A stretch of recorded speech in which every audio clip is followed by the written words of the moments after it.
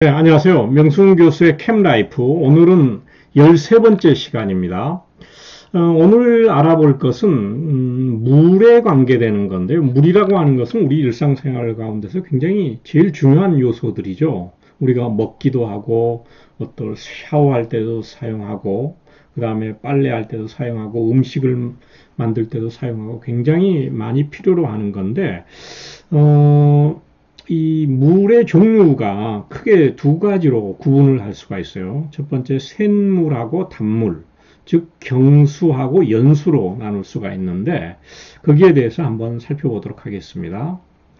그러면 이 샘물하고 단물이라고 하는 것은 어떻게 정의되냐면은 물에 포함되어 있는 칼슘 이온하고 마그네슘 이온의 양을 탄산칼슘이라고 하는 CaCO3로 환산해 가지고 이게 물 1리터당 1mg이 들어가 있으면 이것을 1경도라고 합니다. 그런데 이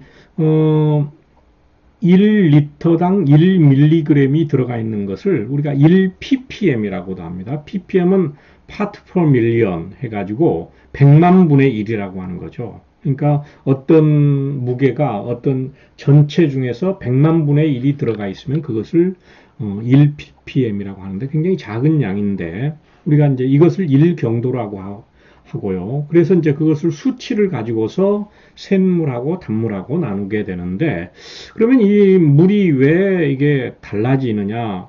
이 샘물도 되고 단물도 되느냐? 지역에 따라서 달라지기도 하고 그런데 그거는 이제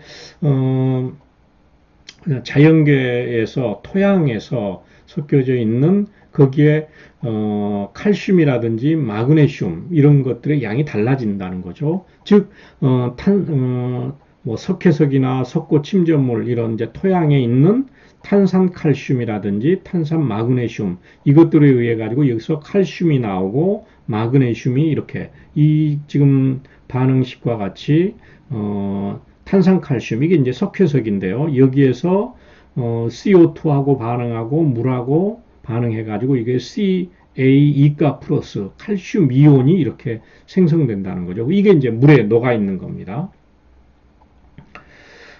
그러면은 이 단물하고 샘물은 어떻게 구분이 되냐면은 좀 우리 경향을 좀 한번 살펴보면은요. 일반적으로 저기 미국 그 지질조사국에 의하면 단물이라고 하는 것은 탄산칼슘, 즉 마그네슘하고 칼슘 이온의 양이 이게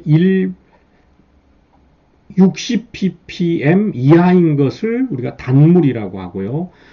보통 한 120 이상 된 것을 샘물이라고 합니다. 뭐 중간에 약한 샘물, 매우 샘물도 이렇게 구분이 되어 있는데 그런데 이제 우리나라에서는 그 마실 수 있는 물로서는 탄산칼슘의 양이 300ppm 이하이면 이것을 식수로 허가를 하고 있습니다. 굉장히 좀 많은 양이죠. 그렇지만 일반적으로 우리가 이제 수돗물을 끓여서 마시고 그러는데 수돗물에 포함되어 있는 양은 보통 70ppm 정도가 됩니다. 이렇게 특히 이제 유럽 같은 데 가면은 굉장히 석회암 지대가 많죠. 그래서 유럽 사람들이 물을 바로 마시지 못하고 뭐 맥주를 주로 마시고 특히 뭐 독일이나 이런 데 국민들은 그렇게 많이 하고 있는데 그런 이유 중에 하나가 뭐냐면은 이 유럽의 물들이 전부 다 샘물들이라는 거예요. 즉 탄산 칼슘의 양이 굉장히 많습니다. 즉 칼슘 이온이나 마그네슘 이온이 굉장히 많아가지고 그걸 바로 물을 먹었을 때는 복통이나 설사를 나타낸다는 거죠. 그렇지만은 이제 이게 이제 세계보건기구 WHO는 이 물의 경도가 인간에게 악영향을 미친다 하는 그 확실한 증거는 없다. 이런 이제 보고를 하고 있어요. 그렇지만은 이제 이런 이제 샘물들을 먹으면은 복통이나 설사를 유발을 하니까 좋지는 않겠죠.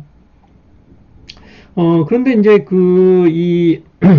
그 경수 같은 경우 아까 이제 미국에서는 180 ppm 이상 되는 경우에 그걸 경수라고 했는데, 그런 경수를 사용해서 우리가 세탁을 한다든지 뭐 목욕을 하고 그렇게 되면은 얘네들이 비누가 잘 안 풀린다고 그러죠. 즉 뭐냐면은 거품이 생성이 잘 안 돼요. 왜 그러냐면은 이 칼슘 이온이 칼슘염을 형성을 하고 마그네슘 이온이 마그네슘 염을 생성을 해가지고 얘가 침전이 일어나는 겁니다.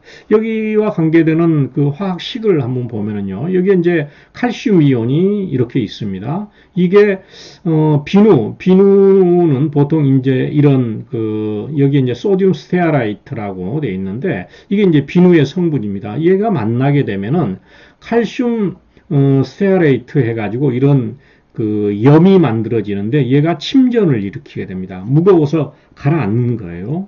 그리고 마그네슘도 마찬가지로 이제 그렇게 된다는 거죠.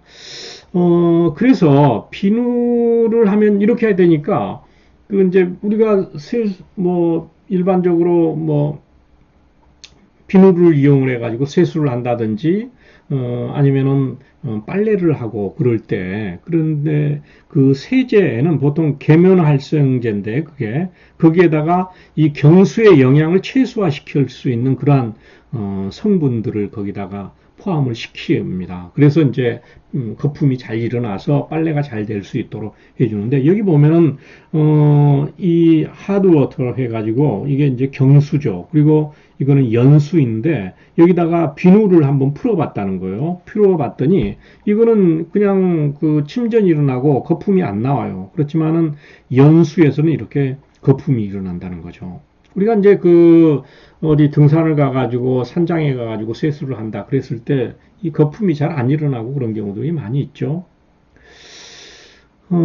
그리고 우리 생활 가운데서 이 라임 스케일이라고 하는 거, 여기 이제 수도꼭지에 이런 굉장히 그 물때라고 그러죠. 물때가 이렇게 엉겨가지고 이게 잘 지워지지 않는 경우들이 굉장히 많아요. 이런 경험들을 많이 하는데, 그리고 이제 그 커피포트 같은 경우에 물을 끓이는데, 물을 끓이고 나서 많이 사용하다 보면은 밑에 굉장히 하얗게 이 스케일이 생깁니다. 그것을 우리 이제 라임 스케일이라고 그러는데 이 라임 스케일은 보통 이런 주전자라든지 세탁기 그리고 식기세척기 그리고 온수 보일러, 온수 배관 이런 데서 하얀색 그 침전물이 생성이 되는 거예요. 그 침전물이라고 하는 것은 아까 말씀드렸듯이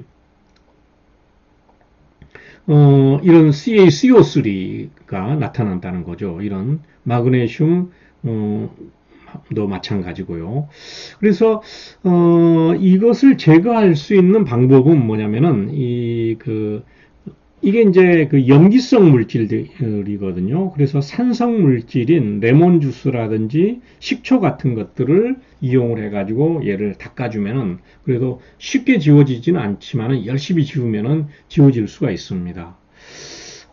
그리고 이제 저도 예전에 이제 이것을 좀 이런 시도도 해보고 집에서 했는데, 바닥 이제 그 주전자 바닥이 많이 이런 라임 스케일이 많이 차 있어요. 그랬을 때 거기에다가 이런 이제 산성 물질을 넣고서 끓여주게 되면은 좀 쉽게 제거가 됩니다. 그래서 이런 이제 샘물을 단물로 만들 수 있는 방법이 있는데 그 방법은 어떤 거냐?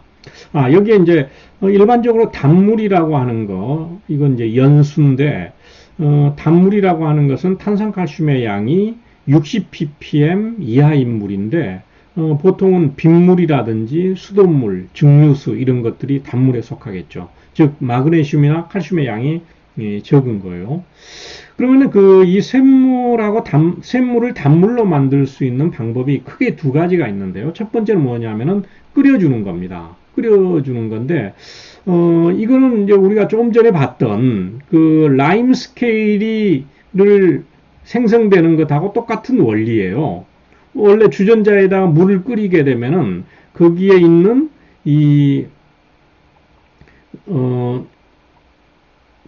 이런 성분이 탄산수소 칼슘이죠. 그 샘물에 용해되는 이 칼슘 이것들이 이렇게 침전이 일어난다는 거죠. 침전이 일어나니까 위에 있는 물만 우리가 사용을 하게 되면은 이게 이제 단물로 변화가 된다는 거죠. 그래서 물 속에 있는 칼슘의 이온의 농도가 저하가 됩니다.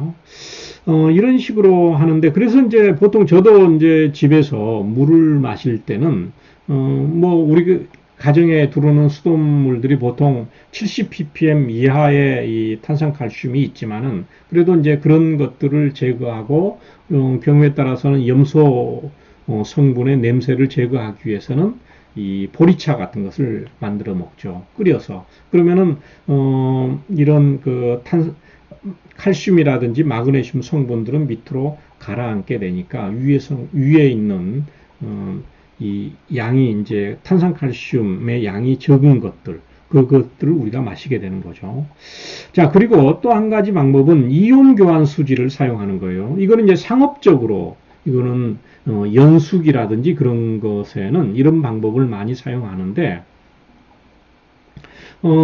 이제 이런 이온 교환 수지가 있어요. 이온 교환 수지가 이런 이제 화 구조식을 여기다 그려놨는데요. 여기에 이렇게 소듐, 나트륨 이렇게 이온이 이렇게 붙어 있습니다. 붙어 있는데 이것을 이런 그 수지에다가 우리가 이제 샘물 있죠. 샘물은 칼슘 이온하고 마그네슘 이온이 많이 들어가 있는데 얘를 이 수지에다가 통과를 시켜요. 여기 옆에 그림에 있는데 이것을 물을 하드워터 즉 경수를 이 수지 이온 교환 수지에다가 통과를 시켜요. 통과시켜 주게 되면은 얘네들이 이 칼슘 이온을 이 나트륨 즉 소듐 대신에 나트륨이 교환이 일어나게 됩니다. 즉 이 나트륨이 있던 자리에는 칼슘 이온이 이렇게 들어가게 돼요. 그러면서 이 이온 교환 수지에 있던 나트륨이 이 물 속에 녹아서 밖으로 빠져나오게 됩니다.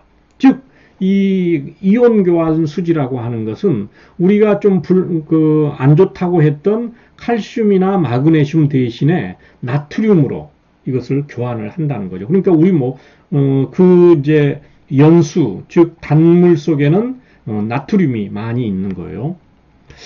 그래서 이 이온 교환 수지를 이용해서 만들어진 이 단물의 경우에는 나트륨의 함량이 굉장히 높다는 거죠. 즉 소듐의 함량이 높아요. 그래서 이 소듐 같은 경우는 고혈압 환자한테 안 좋죠. 고혈압 환자들은 짠 것을 먹지 말라고 그러잖아요.